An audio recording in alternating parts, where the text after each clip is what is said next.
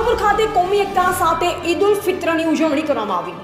અમન અને શાંતિનો તહેવાર ઈદ ઉલ ફિત્રની કોમી એકતા અને ભાઈચારા સાથે અખંડિતતા દેશપ્રેમનો તહેવાર જે આજે સમગ્ર દેશમાં ખુશીનો દિવસ છે, ત્યારે મોટી નાગલપુર ખાતે કોમી એકતા અને ભાઈચારા સાથે ઈદ ઉલ ફિત્રની ઉજવણી કરવામાં આવી। ત્યારે ઈદના ખુતબા મૌલાના ઇકબાલ સાહેબે જણાવ્યું કે રમજાન માસમાં રાખવામાં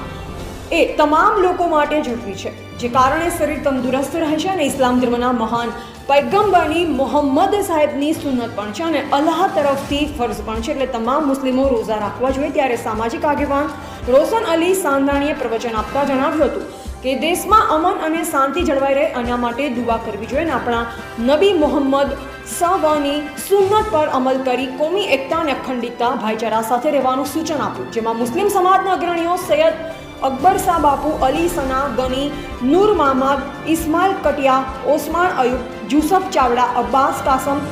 અબ્દુર્રહમાન ખલીફા, હસન મહમદ, યુસુફ યાકુબ સાથે મોટી સંખ્યામાં મુસ્લિમ સમાજ નમાજ અદા કરી। ત્યારે કોમી એકતા સાથે મોહસિન અલી, રિઝવાન અશરફ, મહેંદી અલી, સરપંચ જયસુખ જેઠવા, ચંદ્રપુરી ગોસ્વામી, ચેરમેન અરવિંદ મહેશ્વરી, જગદીશ મહેશ્વરી, ગ્રામજનો દ્વારા એકબીજાને રમજાન ઈદની મુબારક પાઠવી હતી।